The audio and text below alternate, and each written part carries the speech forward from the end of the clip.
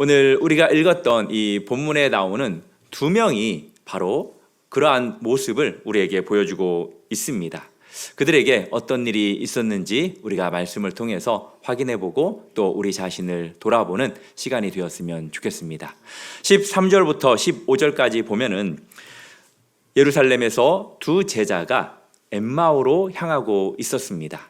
그 거리는 대략 25리, 이제 정확한 지도상의 거리는 11km 정도 된다고 합니다. 2시간 반에서 3시간 정도 걸어야 하는 그 거리였습니다. 서로 예루살렘에서 일어났었던 그 일들을 나누면서 걸어가고 있었어요. 그런 중에 예수님께서 가까이 그들 곁에 가셔서 그들과 동행을 합니다. 16절 말씀 보실까요? 그들의 눈이 가리어져서 그인 줄 알아보지 못하거늘. 여기에서 가리어져서라는 이 단어가 상당히 중요합니다. 헬라어로는 에크라투운토라는 상당히 어려운 발음인데요, 붙들려 있다, 차단당하고 있었다라는 그러한 의미예요. 이 16절을 직역하면 이렇습니다. 그들의 눈이 붙들려 있어서 그인 줄 알아보지 못하거늘. 누가 붙들었을까요? 하나님이죠. 하나님께서 그들의 눈을 차단시켰던 것입니다. 이것을 신학적으로 뭐라고 부르냐면은 신적 수동태라고 불러요. 그냥 그들이 못 본 것이 아니라 하나님께서 그 눈을 붙들고 있었기 때문에, 차단시켰기 때문에 그들이 예수님인 줄 못 알아봤다라는 거예요. 참 이상하죠. 왜 하나님이 그들의 눈을 막으셨을까요? 그 이유가 있습니다.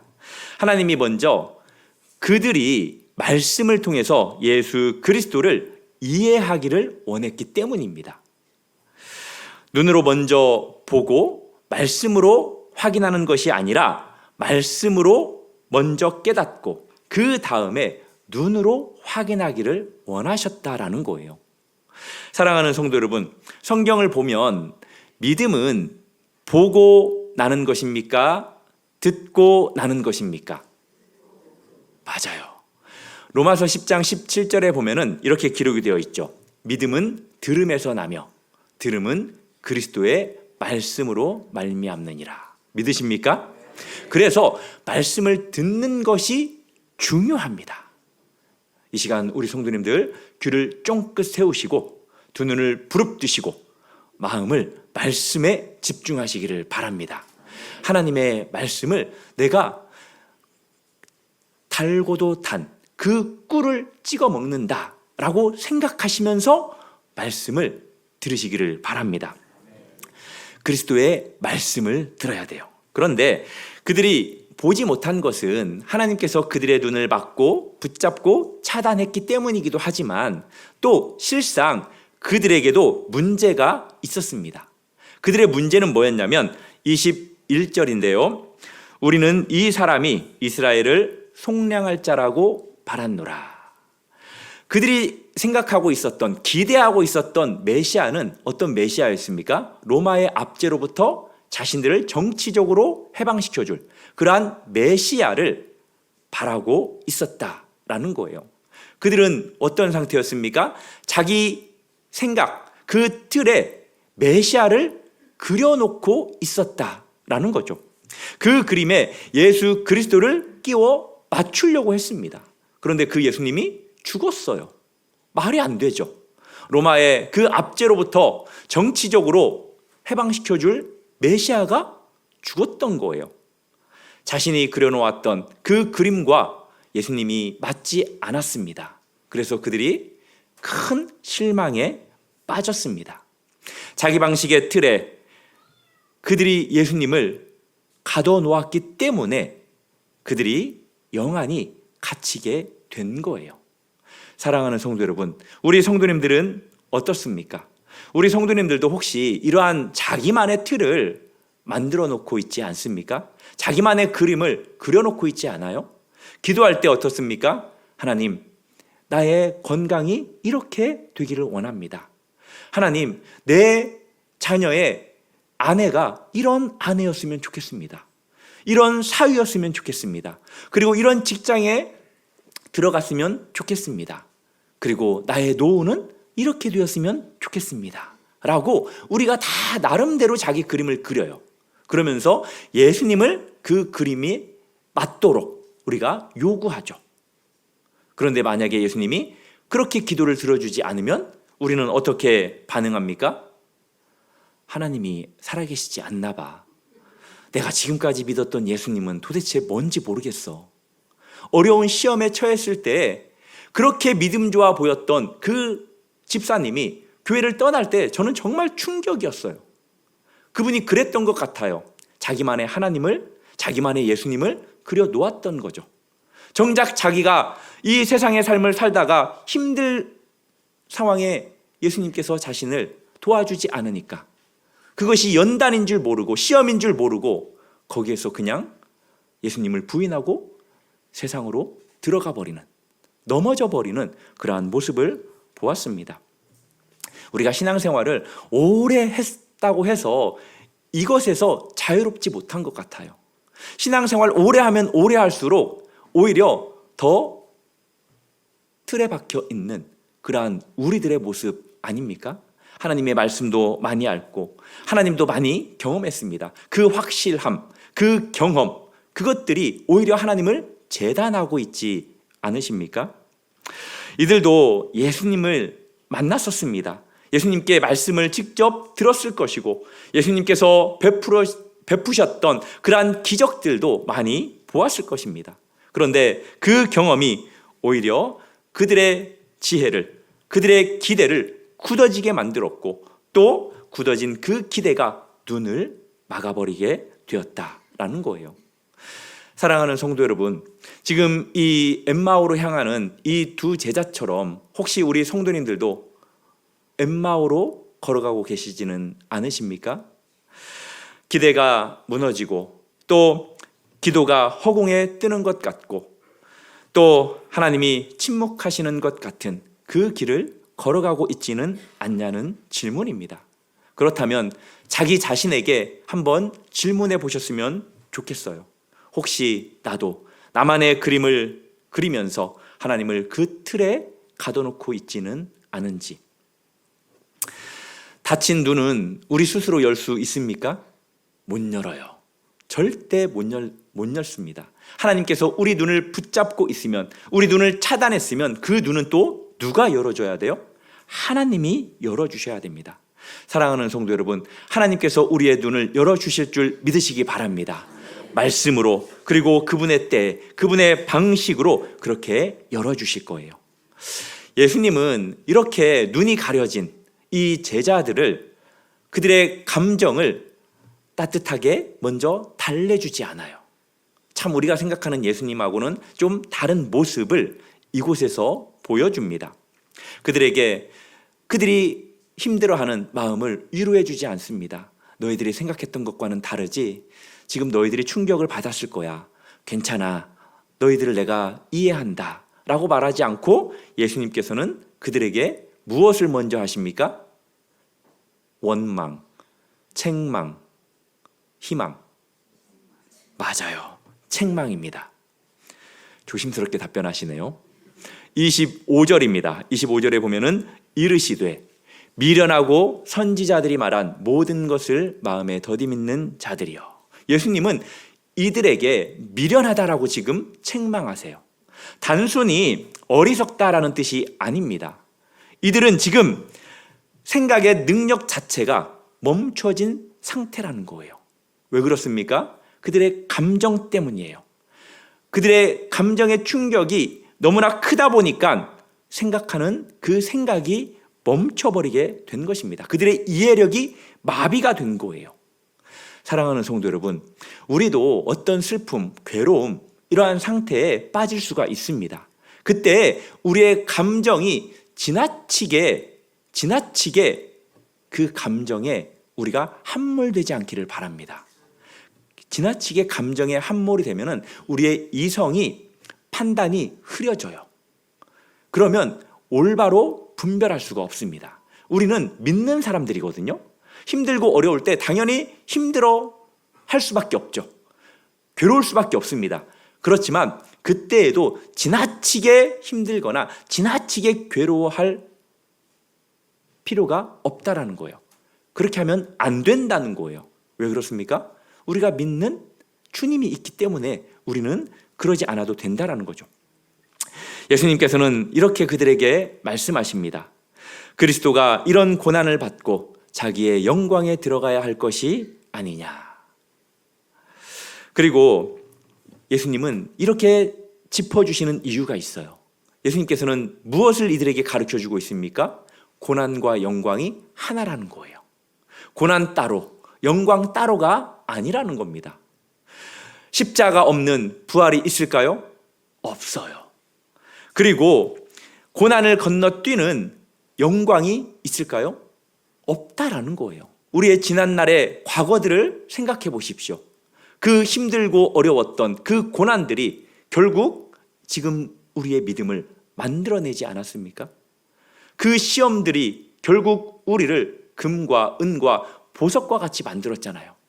고난을 통해서 우리가 영광의 모습으로 변화가 되었습니다.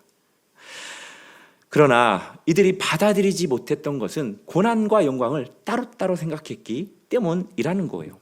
그리고 예수님께서는 그들에게 성경을 열어주십니다. 27절이죠. 이에 모세와 모든 선지자의 글로 시작하여 모든 성경에 쓴 바 자기에 관한 것을 자세히 설명하시니라. 예수님께서는 창세기부터 말라기까지 모든 성경책을 펼쳐서 전부 자신이 향하고 있음을 그들에게 완전히 풀어주셨어요. 예수님이 성경 신학자였기 때문에 그런 것이 아니라 예수님은 성경 그 전체의 주인공이시기 때문에 그렇게 할 수 있었다라는 거예요. 창세기에서 여자의 후손에 대한 이야기가 나오죠. 출애굽기에서 유월절 어린 양에 대한 이야기가 나옵니다. 이사야 53장에 보면은 고난받는 종에 대한 이야기가 나오죠. 예수님은 성경 전체의 주인공이시기 때문에 한 절 한 절 풀어서 설명할 필요가 없었어요. 그냥 전체가 예수님에 관한 것이기 때문에 하나님의 그 눈으로 하나의 그 선으로 꿰어서 이들에게 보여주고 완전하게 풀어주신 겁니다. 그들이 예수님의 이 말씀을 듣는 순간에도 예수님을 알아봤습니까? 못 알아봤습니까? 못 알아봤어요. 그러나 나중에 눈이 열린 후에 그들이 이 시간을 뒤돌아보면서 고백하죠. 그 고백이 32절입니다. 그들이 서로 말하되 길에서 우리에게 말씀하시고 우리에게 성경을 풀어주실 때 우리 속에서 마음이 뜨겁지 아니하더냐. 아멘. 사랑하는 성도 여러분, 지금 마음이 뜨겁습니까? 아니면 마음이 차갑습니까? 36.5도십니까? 여기에서 뜨겁지라는 이 단어는 어떤 의미냐면은 예수님의 말씀을 듣는 순간부터 계속해서 마음이 불타고 있었다라는 거예요. 지금도 불타고 있는 중이다라는 거예요. 그러나 예수님을 말씀을 듣는 그 순간에는 깨닫지 못합니다. 나중에서야 그들이 깨달아요. 아, 그때 내가 이미 뜨거웠구나. 1부 때는 제가 예를 들었는데 그 예가 통하지 않아서 2부 때는 다른 예를 내가 지금 생각해서 말씀을 드리는 건데, 이런 모습이 어떤 모습이냐면 예전에 보면은 형광등에 초크가 있었죠. 전원을 탁 올리면은 이 초크에서 바짝바짝바짝바짝 하다가 갑자기 형광등이 딱 들어오는 것처럼 지금 이들의 모습이 그런 모습인 거예요. 어쩌면 저와 우리 성도님들의 모습과 별반 다르지 않죠. 우리도 하나님의 말씀을 들을 때 그 당시에 깨달아지고 마음이 뜨거워졌던 적보다도 그렇지 않은 경우가 훨씬 많잖아요. 참 이걸 보면은 말씀의 신비입니다. 말씀의 신비. 하나님의 말씀은 그렇지만 우리가 느끼지 못하더라도 느끼기 이전에 이미 일하고 있음을 믿으시기를 바랍니다. 우리 의식의 수면 아래에서 가장 깊은 곳에서 하나님의 말씀은 불로 타오르고 있다라는 거예요. 우리가 시간이 지나서 그 온기를 느낄 뿐이죠. 우리가 어떤 상황에 처했을 때 그 말씀이 불이 확 타올라서 우리에게 떠오르게 하고 그 말씀을 우리가 붙잡고 이기게끔 하잖아요. 칼빈은 이 부분에 대해서 이렇게 표현을 했습니다. 같이 한번 읽어볼까요? 시작.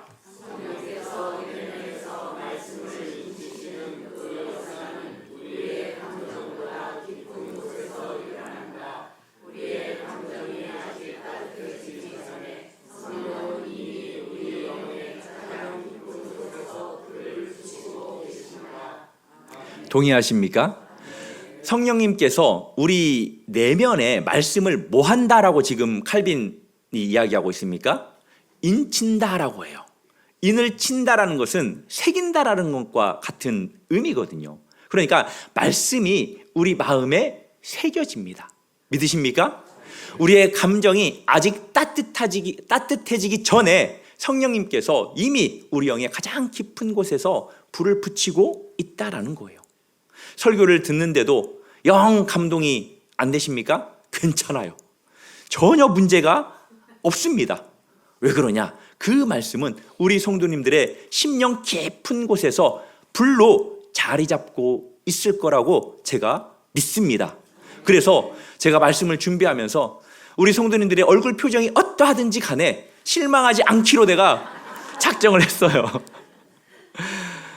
또 성경을 읽는데 아무 감정이 어떤 은혜도 와닿지 않는다라고 여기십니까? 괜찮아요. 이미 그 말씀은 그래도 일하고 있습니다. 이사야 55장 11절에 보면은 이렇게 기록되어 있어요. 우리 같이 한번 읽어보겠습니다. 시작.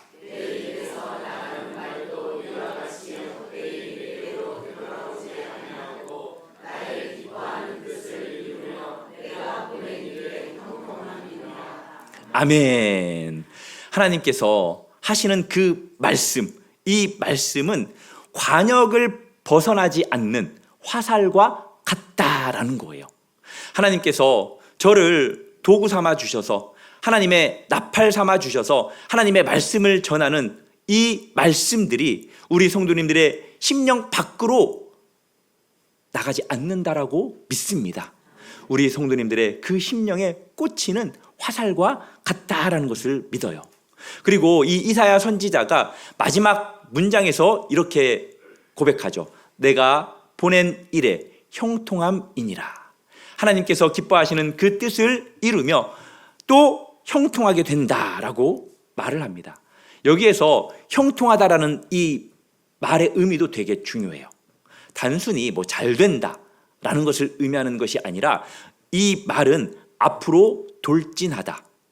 그리고 차단되어 있는 것을 침투하고 뚫고 지나가다라는 의미를 가지고 있어요. 그러니까 하나님의 말씀은 우리의 어떤 상황, 어떠한 장애물, 어떠한 방해 요소, 이 모든 것들이 있더라도 그것을 뚫고 지나가서 결국 목적지에 도달하게 된다라는 의미예요. 하나님의 말씀이 그런 능력이 있음을 믿으시기를 바랍니다.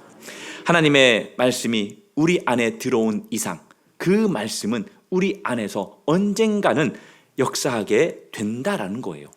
느끼지 못해도 괜찮습니다.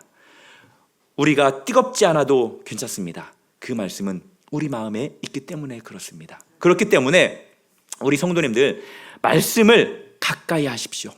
말씀 앞에서 떠나지 않기를 주님의 이름으로 축복합니다.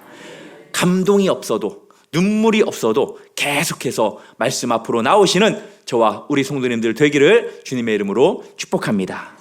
이제 결정적인 순간이 점점 다가오고 있습니다. 28절입니다. 두 제자가 엠마오 마을에 도착했습니다. 예수님도 함께 했죠. 그런데 예수님께서 더 가시려는 척을 하시죠. 이것은 제자들의 진심을 시험하거나 예수님께서 제자들의 자발적인 초청을 기다렸던 것 같아요. 그리고 그들의 마음 가운데 심겨진 그 말씀의 불씨, 이것을 확인하려고 예수님께서 그렇게 하신 것 같습니다. 29절에 보면은 그들이 어떻게 반응합니까? 강권하여 이르되 우리와 함께 유하사이다. 때가 저물어가고 날이 이미 기울었다 라고 그들이 억지로 예수님을 붙잡습니다. 겉으로는 이들이 나그네를 붙드는 것처럼 보여요. 예수님을 붙드는 것처럼 보입니다. 그렇지만 실상은 말씀이, 불씨가 이미 그들의 마음에 불붙고 있었다라는 거예요. 그래서 결국 예수님께서 이들과 함께 집으로 들어가고 함께 식탁의 자리에 앉게 됩니다. 그런데 여기에서 재밌는 것은 예수님이 손님으로 들어갔잖아요. 그런데 예수님께서 지금 주인의 역할을 하셔요. 30절에 보면은 그들과 함께 음식을 잡수실 때 떡을 가지사 축사하시고 떼어 그들에게 주십니다. 4가지 행동이 여기에서 언급이 되죠. 가지시고 축사하시고 떼어 주십니다. 이 동작은 이전에도 예수님께서 보여주셨던 행동이죠. 어떤 사건입니까? 오병이어 사건 때 수많은 5,000명이 넘는 그 사람들에게 보리떡, 물고기 그거 가지고 하나님께 하늘을 우러러 축사하시고 제자들에게 주셨습니다. 그리고 또 마지막 만찬의 자리에서 예수님께서 감사 기도 드리시고 떡을 떼어 제자들에게 나눠주시면서 이야기를 하죠. 이것은 내 몸이니라. 이 예수님의 행동이 이들에게 낯설지 않았습니다. 왜냐? 예수님을 따르는 사람이었다면 누구나 예수님께서 보여주셨던 그 사건, 특별히 오병이어 사건은 기억하는 것이었기 때문이에요. 그래서 예수님께서 축사하시고 떡을 떼어 주셨을 때 아마 이들은 예수님의 손에 있는 그 못자국을 보았을 것입니다. 그 순간 온몸이 굳어버렸겠죠. 이분이 예수님이구나 라는 것을 깨달았을 것입니다. 그 고백이 31절이죠. 그들의 눈이 밝아져 그인 줄 알아보더니, 여기에서 밝아져라는 이 단어도 신적 수동태예요. 그들이 떡을 먹어서 그 떡 때문에 갑자기 눈이 밝아진 것이 아니라 예수님께서 눈을 열어주셨기 때문에 그들이 예수님인 줄 알아보게 되었다라는 거예요. 그런데 그들의 눈이 열려진 그 장소가 어디예요? 식탁이라는 겁니다. 예수님께서 말씀하셨던 그 길이 아니라 이 식탁의 자리에서 예수님께서 그들의 눈을 열어주셨어요. 왜 식탁일까요? 말씀을 풀어주실 때 그들의 눈이 열리지 않고 왜 떡을 떼는 순간 그들의 눈이 열렸을까요? 여기에는 신학적으로 아주 깊은 의미가 담겨져 있습니다. 말씀은 마음을 준비시키는 것이고 예수님께서 당신의 몸을 기억하는 그 식탁에서 최종적으로 자신을 드러내시거든요. 우리 개혁주의 신학에서 예배 신학의 말씀과 성찬, 이것을 예배의 두 기둥으로 이야기를 하는데 이 사실을 가장 잘 보여주는 본문이 오늘 본문이기도 합니다. 말씀은 어떤 것입니까? 들리는 말씀이라고 그러거든요. 이 들리는 말씀은 하나님의 뜻이 선포되고 또 우리에게 믿음을 일으키는 것, 이것이 바로 지금 우리 성도님들이 듣고 있는 이 말씀이에요. 하나님의 뜻이 무엇인지 우리에게 선포가 되고 또 이 말씀을 통해서 우리의 믿음이 생겨나는 것, 일으켜지는 것. 그리고 성찬은 무엇이냐? 보이는 말씀이에요. 우리가 성찬을 언제 했죠? 지지난주에 했었죠. 보이는 말씀입니다. 그 보이는 말씀은 우리가 들었던 이 말씀, 선포된 말씀을 감각적으로 확인하고 우리에게 인치는 행위가 바로 성찬인 거예요. 그래서 성찬이 아주 중요합니다. 은혜의 방편 2가지가 말씀과 성찬이기도 하거든요. 그런데 원래는 성찬을 매 주일 시행해야 돼요. 그렇지만 매 주일 성찬을 시행을 하면 말씀 전하는 것이 시간이 많이 줄어들기 때문에 이제 우리 교계에서는 1년에 몇 번 그렇게 성찬식을 거해라 라고 이제 그렇게 정해서 우리가 시행하고 있습니다. 그런데 성찬은 아주 하나님께서 우리에게 큰 은혜를 주시려고 베푸시는 그러한 자리라는 것을, 말씀이라는 것을 우리 성도님들 기억하시고, 성찬식 때에는 우리 성도님들이 1년에 몇 번 하지 않으니까 더 간절히 기대하면서 소망하면서 그 성찬에 임할 수 있기를 주님의 이름으로 축복합니다. 말씀 없는 성찬은 신비주의가 되고요, 성찬 없는 말씀은 지식주의가 될 수 있어요. 그렇기 때문에 이 둘은 균형감을 이루어야 되고 함께 서야 되는 거예요. 이들이 이제 떡을 땜으로 눈이 열립니다. 그리고 나서 자신들이 걸어오면서 예수님과 대화를 나눴던 그 자리를 돌아보게 돼요. 그게 조금 전에 살펴봤던 32절입니다. 말씀은 이미 그 길에서부터 불타고 있었어요. 식탁을 통해서 그 불을 눈으로 볼 수 있게 된 것입니다. 그런데 더 놀라운 것이 있습니다. 눈이 열리는 그 순간 예수님이 사라졌어요. 참 아이러니하죠. 예수님께서 그 자리에 계셨더라면 이들과 얼마나 아름다운 대화들을 나눴겠습니까? 그런데 예수님은 사라져요. 31절에 보면 예수는 그들에게 보이지 아니하시는지라. 이것이 무슨 뜻일까요? 이제 더 이상 육안으로 확인할 필요가 없기 때문입니다. 굳이 예수님께서 그들 앞에 더 있을 이유가 없었기 때문이라는 거예요. 그들의 영안이 열렸고 믿음의 눈이 열렸기 때문입니다.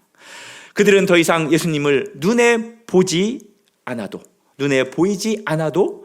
믿고 살아계심을 그들이 깨달았다라는 거예요. 고린도후서 5장 7절에서 사도 바울이 이렇게 고백합니다. 우리가 믿음으로 행하고 보는 것으로 행하지 아니함이로다. 믿으십니까? 우리가 지금 이렇게 행하잖아요. 우리가 보는 것으로 행하는 것이 아니라 우리에게 주신 그 믿음 가지고 우리가 이렇게 예배를 드리고 있잖아요. 믿음은 바라는 것들의 실상이요 보이지 않는 것들의 증거니. 그래서 우리가 지금 이렇게 보이지 않지만 하나님을 예배하고 경배하고 있습니다. 이 신앙이 어떤 신앙이냐? 바로 부활 신앙이에요. 보이지 않아도 믿는 것, 느끼지 못하더라도 신뢰하는 것, 이 신앙을 우리 성도님들이 온전히 소유하기를 주님의 이름으로 축복합니다. 이제 그 다음 장면입니다. 33절입니다. 곧 일어나 예루살렘으로 돌아가서. 이들은 지체하지 않았습니다. 예수님의 부활을 확인한 순간, 자신들의 심령 가운데 불씨가 활활 타오른 그 순간, 그들은 깊은 밤이 되었음에도 불구하고 2시간 반 이상 거리되는 그 11km 예루살렘으로 다시 돌아갑니다. 그 밤이 이들의 발걸음을 붙잡지 못했어요. 영안이 열려서 방향이 바뀌었고, 또 영안이 열려서 이들이 온전히 변화가 되었습니다. 절망 가운데 돌아왔던 그 예루살렘을 이들은 기쁨으로 믿음과 소망을 가지고 그곳으로 돌아갑니다. 이것이 부활의 능력이에요. 능력 있는 이 삶을 우리 성도님들 살아야 됩니다. 그들이 예루살렘에 도착했을 때 이미 11 제자들과 수많은 동료들이 그곳에 모여 있었습니다. 34절에 보면은 주께서 과연 살아나시고 시몬에게 보이셨다 하는지라. 그들만 만난 게 아니에요. 공동체 전체가 부활을 확인하고 있었습니다. 이들도 지금 35절에서 예수님께서 자신들이 걸어왔던 그 길에서 말씀을 전해주시고 또 식탁을 통해서 떡을 땜으로 당신의 부활을 보여줬다라는 그 사실을 그곳에서 전했습니다. 그렇게 예수 그리스도의 부활의 증언은 계속해서 이렇게 쌓여가고 확장되어 간 것이죠. 한 사람에서 두 사람으로, 두 사람에서 공동체로 그렇게 확장되었습니다. 사랑하는 성도 여러분, 말씀을 맺겠습니다. 엠마오로 걸어가고 있었던 이 두 제자들과 우리들의 모습은 다르다고 생각하십니까? 아니면 비슷하다라고 생각하십니까? 눈이 가려진 채 걷고 있습니까? 기대가 무너진 채 실망하고 있습니까? 때로는 주님이 곁에 계신 줄 모르고 느껴지지 않는 그러한 삶을 살고 있습니까? 우리는 참 연약해요. 우리의 눈도 연약하고 우리의 믿음도 연약하고 흔들립니다. 그러나 오늘 본문은 우리에게 선포합니다. 그 연약한 두 사람을 주님이 찾아가셨다라는 거예요. 주님이 그들을 포기하지 않으셨다라는 겁니다. 말씀을 통해서 그들에게 찾아가셨고 식탁을 통해서 그들의 닫혀 있는 눈을 열어 주셨습니다. 절망의 발걸음을 궁극적으로 사명의 발걸음으로 바꾸셨습니다. 그 일을 처음부터 끝까지 예수 그리스도께서 하셨음을 믿으시기를 바랍니다. 그 예수님이 우리 안에 살아계십니다. 믿으십니까? 지금 이 자리에 말씀을 들은 우리 성도님들 마음 안에 하나님의 말씀의 불이 떨어졌고 그 불이 자리 잡고 있음을 믿으십시오. 만약에 그 불이 활활 타오른다면 이 엠마오의 두 제자처럼 지체하지 마시고 순종하십시오. 곧 일어나 복음이 필요한 자들에게 복음을 전하는 삶을 살아가는 우리 성도님들 되기를 주님의 이름으로 축복합니다.